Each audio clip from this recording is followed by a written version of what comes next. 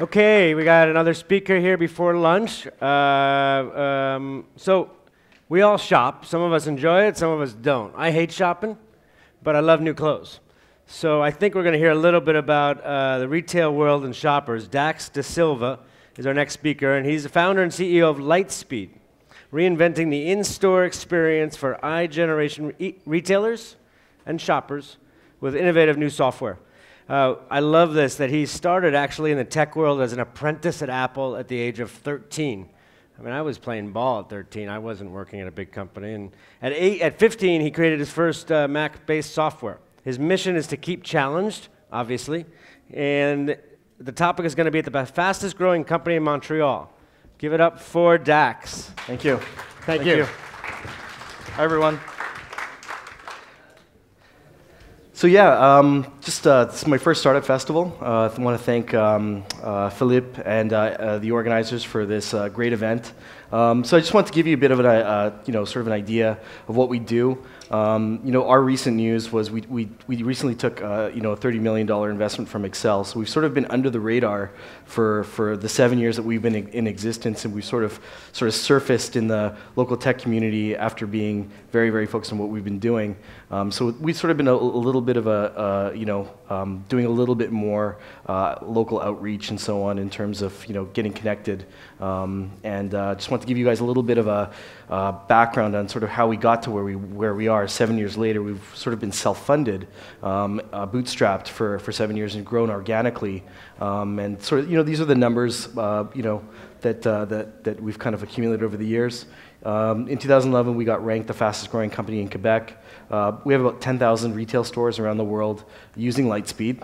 Mostly in English-speaking countries. The US is about 75%, and Canada, Australia, UK after that. We have 400 dealers around the world, and I'm going to talk about how building that channel really helped us grow over time. We have a 12,000 square foot facility in Little Italy. I'll show you some pictures, and we own that building. So it's, we sort of have an irregular story of how we've grown. So, my point to you guys is that, we also have a development office in Ottawa. My point to you guys is that there's different ways that, startups can sort of develop and come about. Not everybody gets seed funding and sort of builds that way. There are sort of different ways, and I guess we're sort of one of those stories. What do we do? Just to give you an idea, what we're trying to do is we're trying to create that Apple Store magic for regular retailers. So we're allowing them to use Macs and iPads and iPhones and iPod Touches to sort of, recreate, kind of engage customers in a new way. Obviously, retailers are kind of facing some major challenges. There's a current demographic, the I generation, that's really used to buying online. So what is going to make the customer come out to the store and buy from the store? So that's a big challenge for retail. There's I think we all have like a legitimate interest in having retailers succeed. I don't think any of us want to live in cities where there's no more retail and that all the money is made by Apple and Amazon. I like to have vibrant city centers with like retailers that employ people, and it's I think in our interest to have new ways for retailers to sort of engage with customers. And I think one of the really amazing stories of the last 10 years is Apple's own stores. You go into an Apple store and it's not less people, it's full of people in blue shirts. And they're armed with technology and they're there to engage you. And you know that when you go to an Apple store, it's going to be a really interactive experience. You're going to be out of there, you're probably going to buy 5 times as much as you planned to. You never leave just with the iPad, you leave with a whole bunch of other stuff. And retailers have been trying to figure out, how do I get this sort of this kind of thing happening in our store? How are we going to solve the problem that Apple seems to have cracked for retail? And that's kind of what we do. We're basically kind of the aspirational retail system. It's if you're a retail company, if you're a store and you want to have multiple locations, if you want to go into e-commerce, if you want to have tablets, if you want to do all this kind of creative stuff, we're sort of the solution. We're everywhere. Everyone from small boutiques to small chains uses us. Out of the 10,000 stores, about 1,000 of them are in Soho. There's certain blocks of Soho where every second store is using Lightspeed. In fact, we've taken reporters on like little tour blocks in parts of Manhattan, and every different store is using Lightspeed in a different way. A tea shop versus a surf shop versus a custom jeans shop. They're all using different mixes of Macs and iPads and mobile devices to do creative retail. But we've got some global brands like Adidas and Vespa using us in kind of creative projects that they're doing as well. Mostly clothing, but we've also got a lot of consumer electronics because I come from an Apple dealership background, so we've got sort of those kinds of workflows for selling computers and consumer electronics. And then there's a whole sort of like lifestyle category that we sell into, which is which really wants that Apple aesthetic in their stores. That could be anything from skateboarding to wine to scooters. We sell through that dealer network and also direct, from our team here in Montreal. So, on March 21st, we celebrated our 7th birthday. In the last year, we've sort of, out of the 22, 23 million we've made over the 7 years, 1/3 of it's been in the last year, and about 1/3 of those 10,000 customers have been in the last year. So we've really been picking up steam with the product line, and as retailers are sort of tuned into the disruption that Apple's been creating in the marketplace and the success story that they've been in retail, retailers have been really sort of looking at them and looking at solutions like ours to sort of recreate that. And so we've kind of piggybacked on that trend. And then, of course, I think the recent funding that we got, the 30 million that we got from Accel Partners, which is behind Facebook, Groupon, Etsy, Dropbox, that's really going to help us, capitalize on this growth of the last year and sort of allow us to become what we want. We want to become the retail business platform, of the future, for this next generation of retailers that's going to need to engage with customers in a whole new way. So that's our ambition. It's pretty big, and we're definitely hoping to get there. So how did we get here? So this is like 5 points that of our road to getting where we are. May not be relevant in terms of everybody's business model, but this is sort of our story. So I guess the number one thing is sales. Now, there's lots of business models in tech where generating revenue is sort of not really a key or an initial sort of focus, but it's basically in our case it's how we manage to grow and bootstrap the company. So in our thinking, sales equals growth. We focused from day one on generating revenue, and we even sold our beta. And our early customers were Apple dealers. And so we launched 1.0 just to these Apple dealers. We never launched it to the public, and we charged them, thousands of dollars to run 1.0. They were our early adopters, but they got all the features they ever wanted. But we were able to build the product to a certain point, and then when it was ready with 2.0 to go to the wider market, they became our dealer network. Because they knew so much about it, they knew all about retail as well, so they became our resellers, and that was kind of how that all sort of came together. So having that focus on sales, and not being afraid to make money, I think is a pretty good lesson, because it really gives you the liberty to do whatever you want, and maybe not necessarily have to worry about, it actually keeps you really honest too. You can't, maybe your seed funding is for particular projects, but in order to operate your company, you want to operate, honestly and legitimately on your own revenue that you generate from your own products. And I think there's lots of value to that. This is like the last year compared to the previous year. I think that our growth, you can really attribute a lot of it to the disruptive nature of Apple. Apple disrupted music completely with the iPod. They've disrupted industry after industry. Movies. Now they're even things they're not involved with. Retail. They're disrupting it via people like us, via what they're doing in their own stores. More so than the cloud or big data or anything. I think that one of the interesting things is the way that Apple has really changed the game. And I was just having a conversation with somebody. If you think about what has happened if you compare it now to the 90s when sort of Microsoft ran the game, design is such a highly prized element in how startups present their products because of Apple. Apple really sort of runs. We all have to meet Apple's standard in terms of design and in terms of marketing and in terms of how we go to market too. So that's really, really important that we kind of have ridden that since 2005. If you kind of map our growth, you can sort of map it against Apple's ascendance. And then, of course, having that reseller channel has really helped us kind of crank. They've doubled revenue along with us every year. It's our goal to sort of double every year. So, I guess the first thing was sales. Did I miss number 2? Maybe. Number 3, ambitious product with a design obsession. So we've got some of our design team here. Here's Adam and Kira. Before we even had, when we were 12 people, we had 2 or 3 designers. It's always been a really high priority for us to include design, and I think that's from our Apple heritage. And as you all know, it's a big differentiator. If you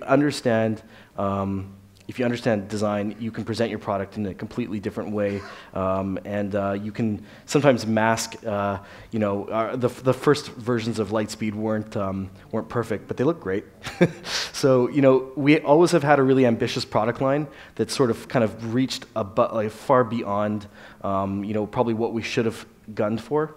So in the end, and as you'll see, I'm just going to go through the different elements of the products to get a feel for it. But you'll see that the key things here are that we paid a lot of attention to how things felt, looked, the kinds of emotions it would create with retailers in terms of resonance.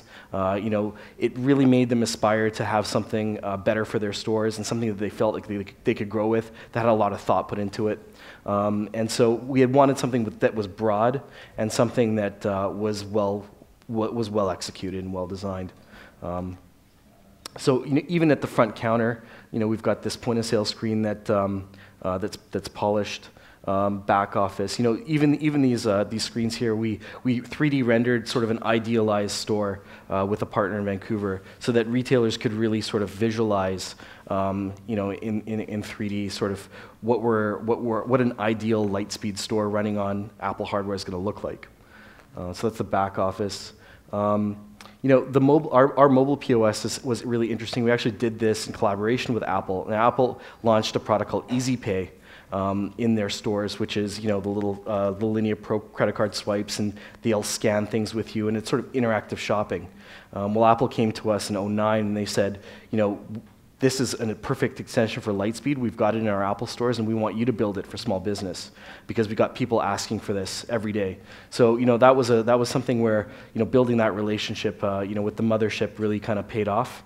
But when we went to build Lightspeed for iPad, Apple didn't really have an iPad checkout in their stores, so we could have just gone ahead and rebuilt another cash register system on iPad, similar to what Shopkeep or Square have. But we're like, what? There's higher expectations for us. We want to use the iPad form factor in ways that sort of break the mold. So what is it that is so magical about the iPad is that it's tactile and that people want to touch it and want to play with it and interact with it. So shouldn't it be a retail experience where, and it's got this beautiful, beautiful screen, and it's even more beautiful now that it's Retina display. But shouldn't you have an interactive discussion with interactive sort of interaction with your customer as a sales associate? Shouldn't you be able to show them things on screen? Shouldn't you be able to shop with them? Wouldn't that make the experience more memorable, more delightful, and more make them want to come back to the store? So we kind of built this show and tell feature where a theater curtain comes down and you're able to show them products that maybe aren't close at hand, but you could cross sell them or upsell them.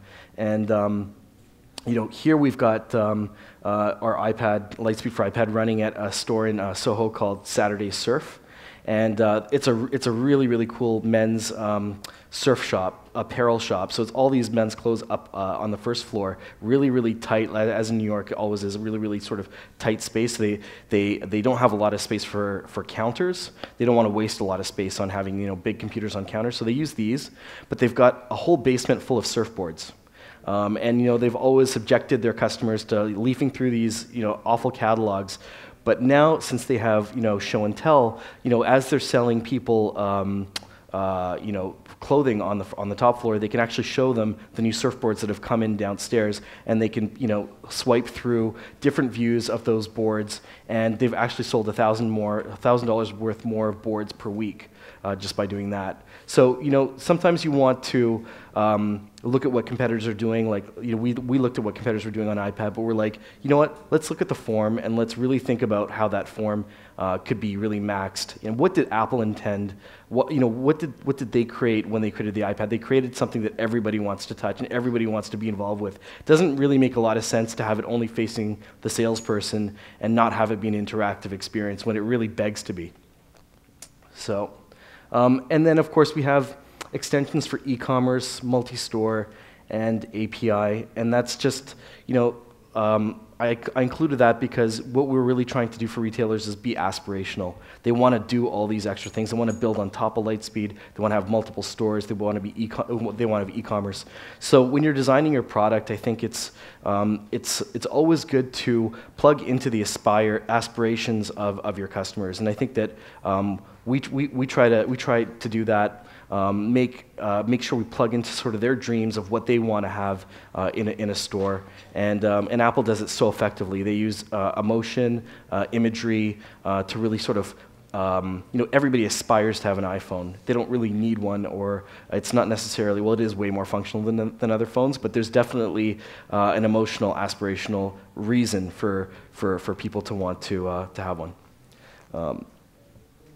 So, just to wrap up the product stuff, one unified platform for retail. So number 4, build a killer channel. So one of the things that, this is at our CERT camps, we've done, how many of these have we done, Adam? 12. So we do these twice a year. These are like training camps for our dealer network of 400 dealers. So, in the internet age, it's sort of really old school to sit in front of people, like to meet people face to face. But this has been such a huge factor for us to build this network. It's really our extended family, and it's an extension of the company. And when we had dark times in 2009, 2010, they all stuck by us because we've partied with them for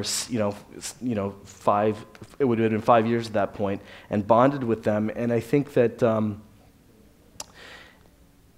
we decided very early on that point of sale was local. In order to do really complex retail businesses, we were going to have a local face that we had trained by us interact with the customer, and that we were going to be able to create a lot of value. It was going to be a lot of effort to build this channel, but it ended up being the crown jewel when we were looked at by investors. They were like, you guys built something that's not easy to build. And I think that technology is that's one skill, engineering is one thing, but to build the relationships and to build something that's a channel that's dedicated to you and that will go to market for you and do presentations in Apple stores for you, that's something that I think those types of things are things that we think are out of reach when we're a startup, but we did our first CERT camp in 2006 when I think we were 4 to 6 people. We did it at what is now the Opus Hotel. We were shocked that we sold it out at 46 resellers.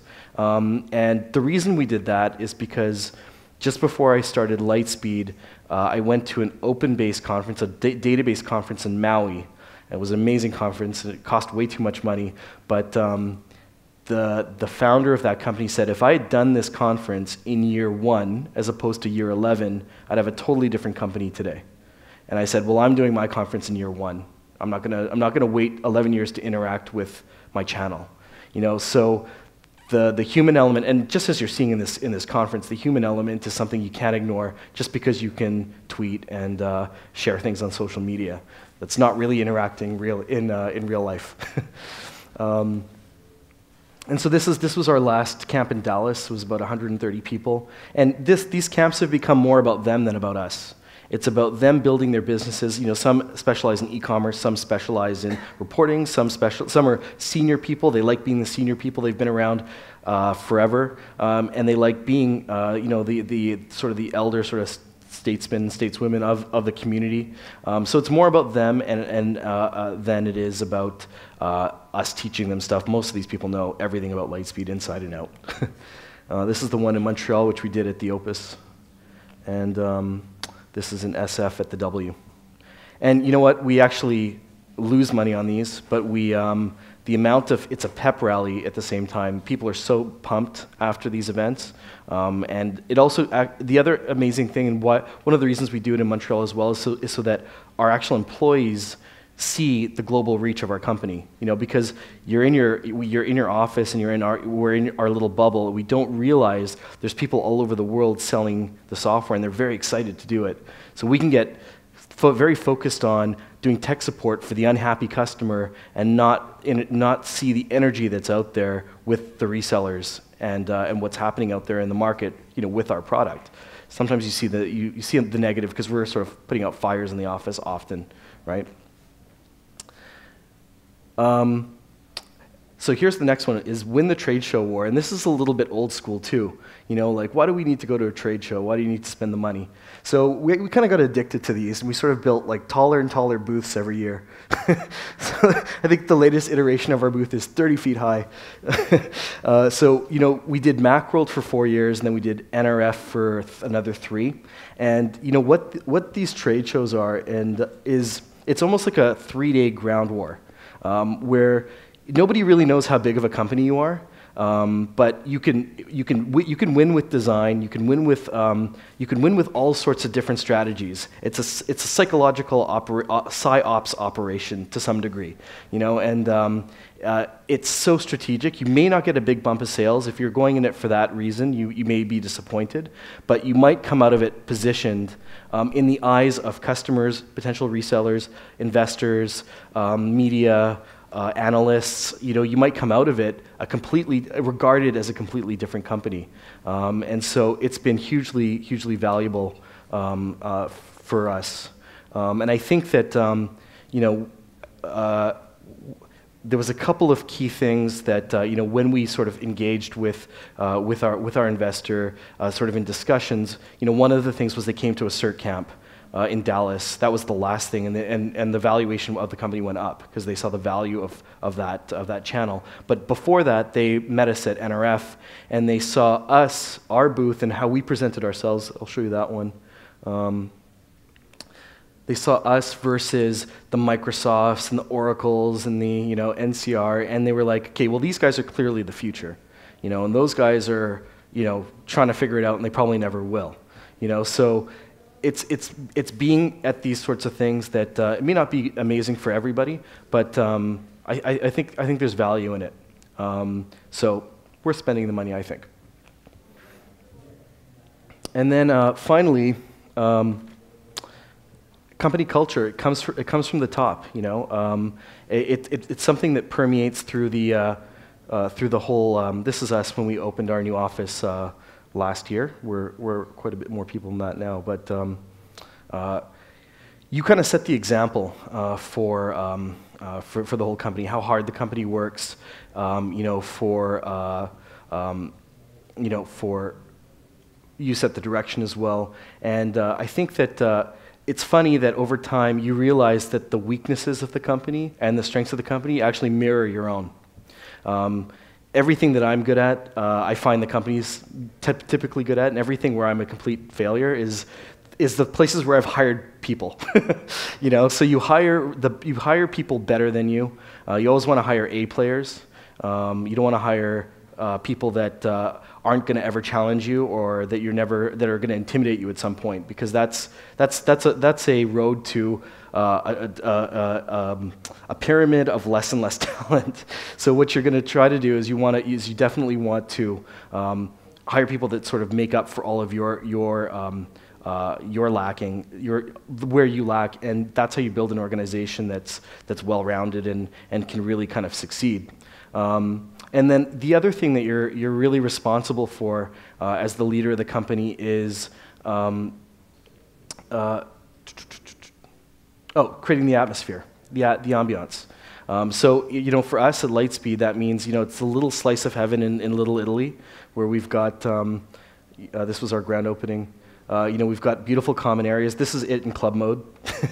We, almost the whole company is sort of not from Montreal and moved to Montreal to have more fun. And so that's definitely part of our company culture. We can't put that on a web page necessarily, but it's definitely part of our DNA. And we love design and art. This is one of our murals. You might know En Masse. They're a local amazing graphic arts, design. What are they? What are they? Muralists. So they did a beautiful piece in the office, and then this is we've got a beautiful saltwater pool, and it's we've managed to sort of, because we have certain things that we really care about. I think we've managed to put together a company that we all sort of see ourselves in. I think that like people attract like people, and when you're building a company, you want to attract people with the same sort of energy and spark, but they might be talented in different ways. And the other interesting thing is, even when I look at people in different parts of the company, whether they're in sales, whether they're in support, I really feel like I could identify with any of those groups. So you really should be able to, as the leader, you should be able to see yourself in every group and relate to all the different types of people in the company. And I think that's sort of the road to having a more balanced sort of organization. And you do need all the parts of the company in most cases to scale. So that's about it. And I have about a minute for questions. Anybody? Yeah. I'm also going to be in the startup tent for about an hour, the office hours, if anybody has questions. Sorry. Okay, hi. We manage live events. Sorry? We manage live events, so we sell a lot of retail merchandise. Mm-hmm. I actually came across your article in En Route magazine on a flight. Okay. Which actually brought me to the trade show today. I was like, I got to meet this guy. Congratulations, by the way, for what you're doing. Thanks. So quickly, I need to know, can you integrate the inventory on your software? And also, if you have an e-commerce platform that does automatically, let's say, the relationship between your brick and mortar store and your online e-commerce website. Okay. Well, those are pretty detailed product questions. So if you want to meet me at the startup tent, I can give you like a complete breakdown of how that works. But yes, in the e-commerce and the brick and mortar store, they do integrate. And if you want to integrate inventory with other systems, we have an API. So I can give you that's probably a 10-minute discussion that I'd love to have. Cool. Yeah. Yep. Hey, Dax. So thanks for coming out. Yeah. A lot of success recently in Newfoundland. Thanks. My question for the, pertains to the startup community. You guys bootstrapped the company 7 years later. You went out and raised your first round, $30 million. Right. Very different than some of the people that think that they want to raise money right now. Yeah. They're still at concept level. What kind of guidance would you give to the startups as, bootstrapping, bringing value, then raising money, or raising money that then do it the other way around? I think that hang on a second. Can everybody hear that? Yeah. Okay. If I had to do it over again, being my second time and knowing the things that learning everything that I did over 7 years, I'm not sure that would be necessary to bootstrap from the beginning. The second time around, I think that there's a lot of honesty in the organization and a lot of quality in the organization because it did grow the way it did. I think that there is definitely a place for seed funding to give you, let you be able to build out an engineering team or whatever, quickly. And that's probably what I would do if I had to do it from scratch. But I think that there's a certain authenticity to having real revenue and being able to operate on a monthly basis and see that you can operate based on your own steam. I think that that's a sense of pride that the company has, and you shouldn't be starving until your next round. I think that maybe that works for some startups, and maybe that's their route to success. But I think that there's real value in generating revenue, and I think every investor would agree. Nobody wants to give seed funding and not see revenue for years, right? So, exactly, yeah. That's a good way to put it. We got a question here. Very nice presentation. I really like what you guys are doing. I'm the co-founder of Just Lexit. It's an application that connects restaurants with the users. Okay. And we also use tablets at the restaurants. So Yep. my question for you, are you working with restaurants or do you plan to working with them anytime soon? Well, we get the, so this is a question about focus. We get calls every single day about restaurants, but it's a very tempting thing to get into, but we are going to try to do very, very well in retail. And until I feel like we've succeeded completely in doing everything we wanted to accomplish in retail, we're not going to get distracted by it. Yep. How user-friendly is your system? How user-friendly is it? I mean, we spend a lot of time on UI. You know, we take a lot of example from Apple in terms of, you know, how things should work.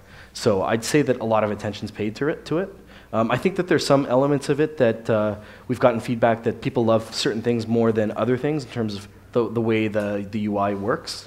So it's a huge product. So We got time I'd for say one more. The newer ahead. things have, I would say, more evolved UIs. Like Lightspeed for iPad's a much, much better UI than some of the older stuff, for example. We learn over time, too. One more question from the Yep. audience in the back. Great, here I come. Hi. You said that most of the team doesn't come from Montreal. Any reason for this? I think that, no, actually that's not true now, I would say. It was true in the early days, and I think it might, I'm not sure why that was. Probably because, you know, the company does have sort of an Anglophone sort of core, and there was a lot of, you know, people that were from other places. Sort of how it happened. I think that shifted pretty quickly over time, though. It's a great mix of everybody. I can't tell at this point, but yeah.